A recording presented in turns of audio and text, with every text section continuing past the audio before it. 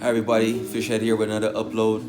Just want to let y'all know what happens to your fish, or your fish that you discarded in the lakes or rivers and streams, and ironically, even if you flush your fish or like your goldfish, for instance, down your toilet.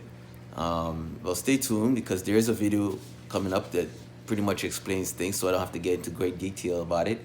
So just watch the video, tell me what you think. Thanks for watching. And now pests.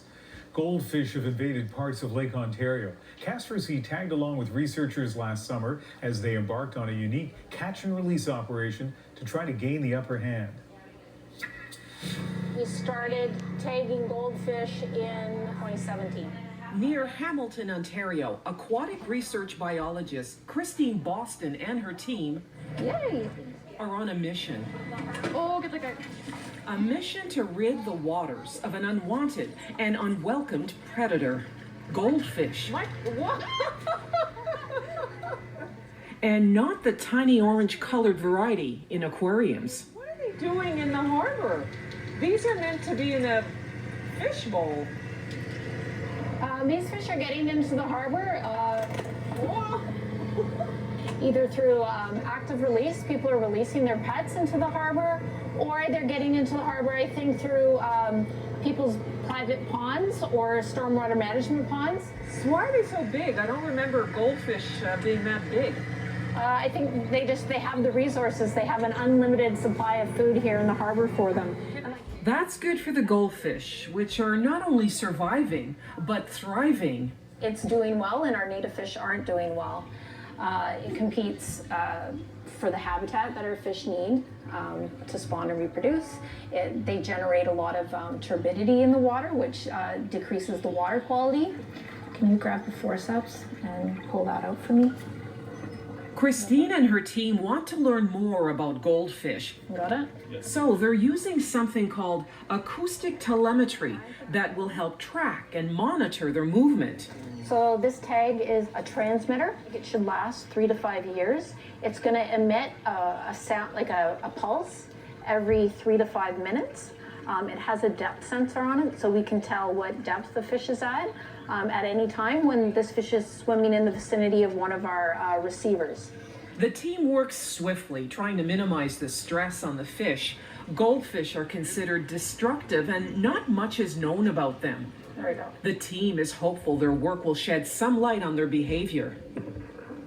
Scientists at the University of Nevada are finding them by the hundreds in Lake Tahoe, and they are monsters, guys. Okay, maybe they're not. Around the globe, goldfish are invading lakes and ponds. All right, who did it? Who released their goldfish? Anglers even capturing monster-sized fish. Huge goldfish. Some lakes even shutting down fishing because of goldfish infestations. So this is Coots Paradise. So this is the harbor's just on the other side of the fishway over here, which you'll see. So Coots Paradise. Ecologist Kyle Mataya has also noticed a spike in the goldfish population. Pull them right up to so they can get out of the step as tight as we can get to the front. Kyle and his team work to keep the common carp out of this nature reserve. The carp is an invasive fish and destroys habitat and precious spawning grounds. So with the help of this multi-million-dollar fish barrier, the carp are diverted, and that's helped decrease their population by more than half.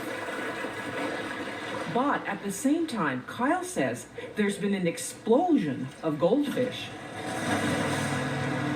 What do you figure is the cause for this spike in goldfish? It's tough to say exactly. I know even ourselves, we're kind of puzzled as to why, the goldfish are coming up in such high numbers as they are.